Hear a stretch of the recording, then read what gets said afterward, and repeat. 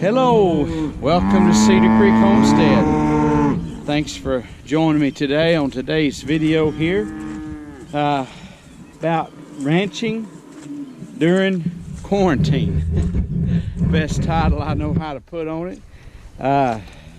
We'll talk about that here in a minute. I'm fixing to move the cows in here. What I'm doing, I was every other day feeding hay. Right now I'm feeding about every third or fourth day hay to them. And I've got hay put out in this pasture. So I'm gonna bring them over here and keep them a few days. I'm rotating them as they go. Things are really greening up here in our part of the world, here in Oklahoma, eastern Oklahoma, kind of central eastern part. I guess you'd call it, they call it the River Valley, if you're familiar with that at all. But anyway, I'm gonna get my dog back here. Come on, Foxy. Come on, Foxy, get back here. Come on. Over here. Come on. Leave them cows alone. Anyway, I'm gonna get them to come in here. Come on, babies. I'm trying to get to where I don't have to feed hay, but a few of these cows have got babies, and well, I had to say more than a few. Most of them have babies, and I'm trying to get them in here and get them keeping them fed as good as I can, and they're loving this green stuff. I mean, everything's greened up. I've got wheat drilled in all of this back over in here too. So besides that, the Bermuda grass is even starting to green up, and that is something here that's our main grass, is the Bermuda grass. So but anyway, some of the cows their weights fell off some the last 30 days, some more than I want, and so anyway, I'm trying to get them in here, let them eat some hay. They get some good eating this way. Come on, come on, come on.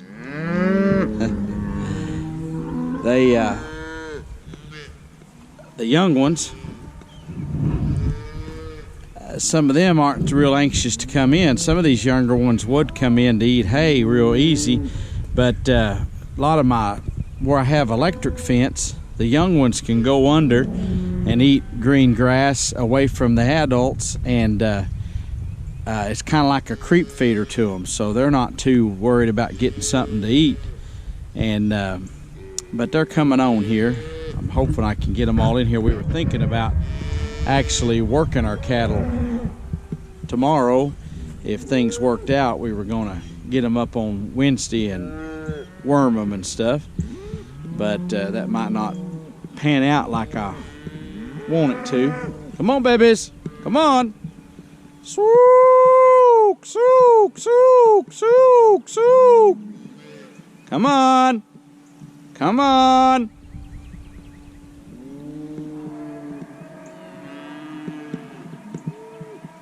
Some of the cows are getting to where they don't want to come up, because they would rather have the green grass. And this little old cow right here has just calved, and not sure where her baby is, but I've been expecting her to calf, and so I can tell she's been nursed. So she's got a baby out here somewhere, not quite sure which one's hers.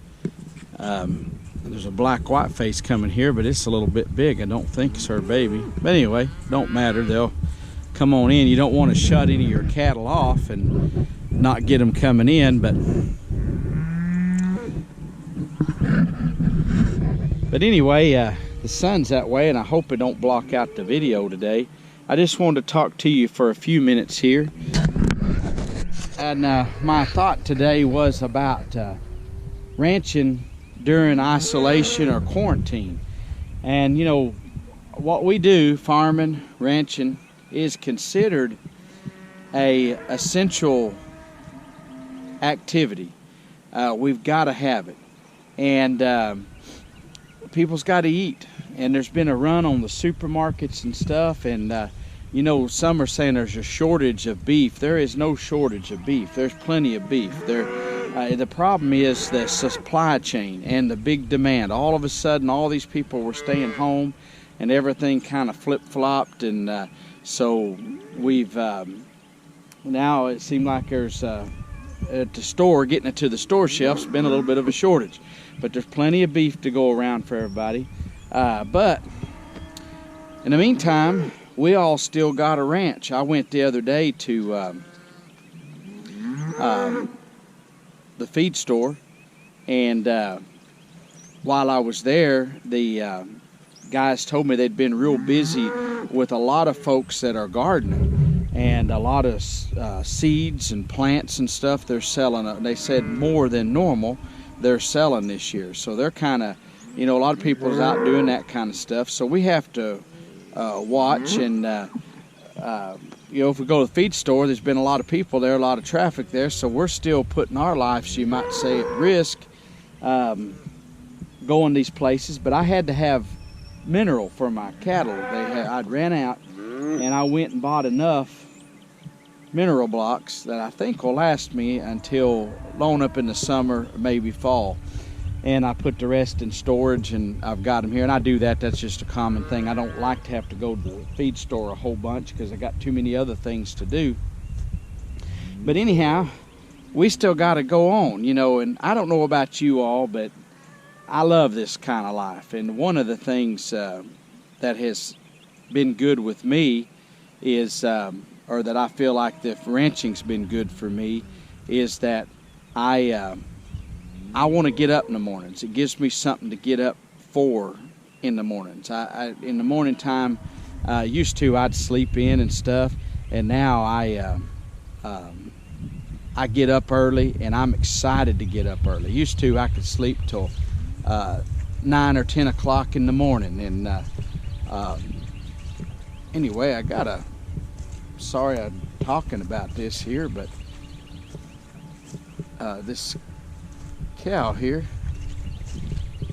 had a calf trying to cross the creek. She's kind of got a new baby here, and it didn't come on across, and I was kind of concerned. We had an inch of rain last night. The creek didn't come up real big or nothing, but it's oh, there's the baby. There's that little cow baby. It got all wet there, and she's trying to get to her little calf. There you go, Mama. It's over here. She's running up yonder. She's trying to figure out where her calf went. He tried to cross right here, and he never did come on across. And I thought this is probably over his head right here, and he's totally soaked. Looks like a wet puppy going over yonder. But he's going around there now. She just had that baby not long ago, and anyway, just kind of something on the farm. You always got something to check on, something to watch. So sure would hate one to drown in the creek. I thought I lost one the other day, but this is just part of it. You know, since I started doing this stuff, I love to get up in the mornings. I love to get out here. I love to watch the animals, to feed them. It's just part of my life, and it gives me something to get up for in the morning, something to look forward to. And Foxy, no. Foxy, no. Anyway, it gives me something to look forward to and to get up and do in the mornings, and I just have a good time with it, and I've been blessed to have this kind of life. I think about people that's stuck inside all day and that don't have this opportunity, and I think of what they are missing out on. Some folks though would say, hey, I wouldn't want that. I don't want to get cow poop on me. I don't want to smell like a dirty old cow or whatever, but you know, I love it, and I'm thankful that this is. But I was going to tell you some things. Our cell barns around here are some of them, like Oklahoma City, I heard was only letting the buyers go, and only the buyers can come into the sale. You know, a lot of us around here, we like to go and be tourists at the sales, and like to go and be a spectator, you might say, and watch the goings on of the sale. Well, they have video now, live video feed. Most of the sale barns do, where you can go and watch the sales, and you can watch them live from your cell phone. And you can even buy. You had to set up your bank account with them to buy that way. And so I haven't done that part because I don't want to put my information in like that. But if you know, but you could set up to where you could actually buy online. If I'm gonna buy something, I really want to see it in person. I understand if you buy a lot of cattle, that probably isn't that necessary if you're a big time buyer or something. But if you're a little old small cowboy like me, well, you small cow rancher, whatever you want to call yourself, well, you probably want to see them, or I do anyway. But there's different alternatives and ways. Some people are using drones to check their cattle, just because, like, if the creek's up like this creek is here today, it's not up super big. The other day, this creek had this whole bottom covered across there. Water was just coming straight through this whole thing and going just straight over yonder. This creek makes a curve around, and it bends around this here and snakes around, and this is called Cedar Creek. And anyway, it runs a big part of the year, but it dries up when it gets real hot. But the other day, I mean, it looked like a river through here. It was unbelievable, and I thought I had lost a baby calf because it didn't show up for 2 or 3 days, and then all of a sudden the mama was with it, and for some reason now she's real cautious like. But anyway, as cattle ranchers, we still got to keep on going. The Bible somewhere says, occupy till I come. Till Jesus comes back, we got to keep going. Well, we got to keep working till this coronavirus is ended, and it may not ever end as far as we know it. This may be a whole new way of doing things for us, but the world's still got to eat, and we got a growing population. We got people are eating more and more beef all the time, and it's time we have to get in here and get after it. So anyway, I'm gonna see if I can wade across the creek here, see how deep it is on this old cow. Yeah, it's not bad right there. There's kind of a hump right here. We actually cross with vehicles, so I don't think that will go over my muck boots. I'm gonna hope it doesn't. I'm gonna see if I can get across here. I crossed here a while back and it was a lot deeper, and yeah, it didn't go over my boots. Thank the Lord. Anyway, get over here and see. I like to get out here and walk around. And in case you don't know, I used to have a business, and we sold out about 10 or 12 years ago. No, Foxy. And we sold out, and the it got big enough that I was able to stay in the office, and I started staying in and doing paperwork and stuff like that, and I didn't enjoy that. I like getting out and actually working with my hands, and I thought I would enjoy that kind of lifestyle, but I didn't. And so anyhow, I was glad when I got we got to sell out, and I got to go back to what I call more of a normal lifestyle. But anyhow, and I got to move back out here in the country. Where I was raised, it's just been a whole lot better lifestyle. There's that little red cow I was telling you about, and her calf that I thought the calf had drowned, And she's kind of calming down some now, but she was kind of still kind of wild. She was real gentle, and then after her calf disappeared for a few days, she has been overly protective of her baby. And anyhow, I was wanting to get all these cows up here in this pasture, and we was hoping to work them tomorrow, but they're enjoying the green grass. They've got this ate down pretty good, and I've got 40 acres back over here that hasn't been grazed at all.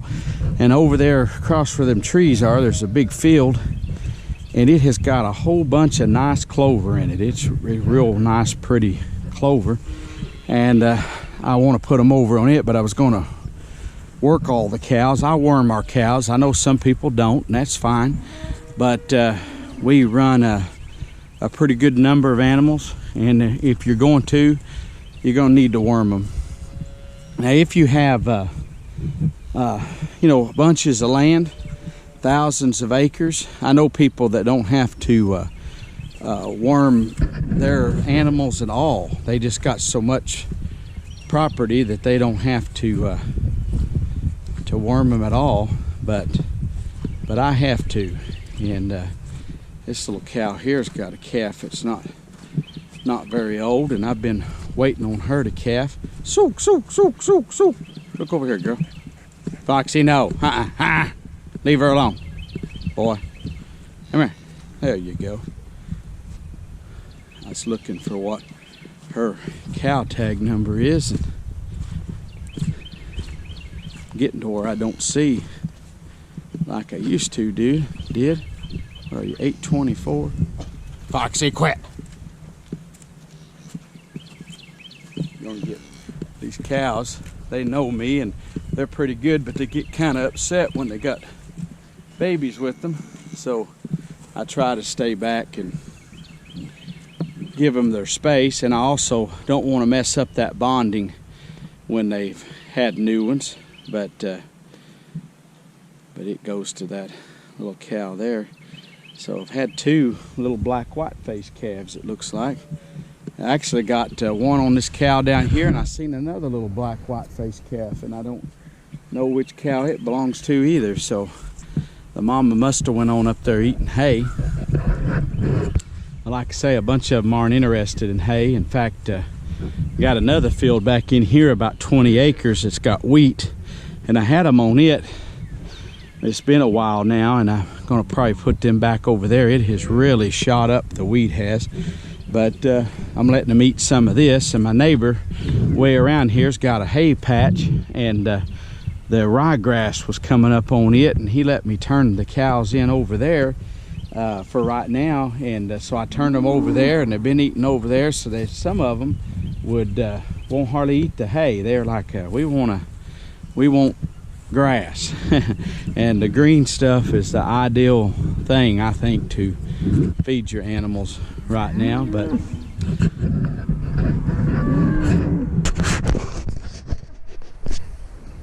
anyhow, during this time of crisis, or whatever you want to call it, as ranchers, we have to continue on.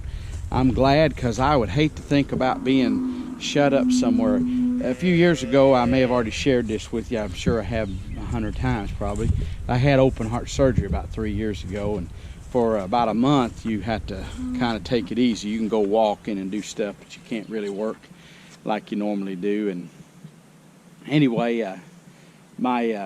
I thought, boy, it'd be nice to stay home and watch Gunsmoke. And well, after watching Gunsmoke for about a week every day, I like Bonanza and other stuff, but Gunsmoke's my favorite. I'd eat lunch every day and watch a little episode of Gunsmoke. And if my wife started talking to me towards the end of it, I'd be like, honey, wait just a little bit till this is over with. And she would be like, well, honey, you've watched every episode of this before. You know how it's going to end. But I'm like, well, you don't know on this one, maybe Marshall Dillon's going to die this time. But anyhow, after about a week of staying home, like I say, I got out and walked every day, and my son would feed the cows, and I'd get in the truck with him and go open the gate and watch him feed the cows, and he'd tell me, just stay home, Dad, and we don't need you coming with us. But anyway, I thought I heard a wild turkey just gobble back that way. But anyway, my dad, my son, he would say, just stay home, Dad, you don't need to go. But anyway, I went ahead and went with him. And in the evenings when he'd get home from school, he was still in school then, and I would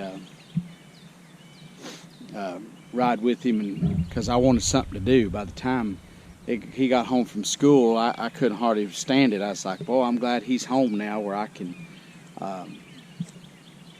get in here and go with him to feed the cows. So, but anyway, after about a week of that, I was about to climb the walls, and within a month, I guarantee you I was. And some people would love that kind of lifestyle. If they could stay home every day, they would just have a ball and like it. I'm glad I get to get out and work, and this right here is a highlight of my day every day. It might not mean nothing to you, but coming out and looking at the cows, seeing just since yesterday, or the day before, yesterday I come down here to the gate and looked at them, but I didn't come out and actually walk among them. So in the last couple of days, I've had, looks like at least 3 new calves, and then I seen a cow but way back over here, but I'm going to get in my truck and go around by the road. She was standing over there, and I think she's had a calf too. She's over there on my neighbor's hay patch, and I could see her when I was feeding the heifers earlier, and I was like, I bet you she's got a calf, because she's standing up there by herself, or she's fixing to have a calf. So I'll go up there and check on her, but I was hoping all these cows would come on and get over here in this pasture, because it's got a little green grass and I've got hay put out. But like I say, these calves right now, especially the young ones, don't understand it, but some of these others, they're really not that hungry. They're getting plenty of green grass, and like up here where I've got electric fence separating off some of my pasture, they can go underneath that, and they'll go under that and eat. And so they slip out and get, it's kind of like a creep feeder for them. Oh, anyway, this ain't much of a video today, I know, but just sharing with you what's going on, a little bit of cattle talk and stuff. And if you're a rancher, I know it's kind of scary right now, the prices, kind of hard to understand where we're going to go from here and how things going to go for the ranchers, but I think we're going to be fine if we'll keep the course, stay the course, keep doing what we need to be doing, and stay well. I think we'll come out on the other side of this and we'll do real well. I sold some calves the other day, and I said I would share this. I sold 15 head, and they averaged 700 and something a piece, and the weight, I believe the weight was 453. I meant to bring the little stub with me, but it was less than 500 average. I was very tickled at the price I got. The week before, prices had went way down. That week they come up, and then the next week they went down. I sold just right at the right time. God blessed us there, and we was able to sell. But I would have kept them longer, but I was actually needing some money. You know, you have to buy feed, you have to take care of everything, and so I was like, well, if it went down to nothing, at least I'd have the money in here to cover coming expenses and stuff. So it really worked out very well. I think it was a good choice that I made to sell. My question was to sell or not to sell, and I prayed about it and felt that this was the time to do it, so I sold, and it all worked out just great. I've got more that in about a month will need weaned, in about 2 months will need sold, and I'm hoping there'll be a rush during that time, and that things will go well. And they also, some might think 700 something a head isn't that great, but I had already figured if I could at least make 500 a head, I would be happy.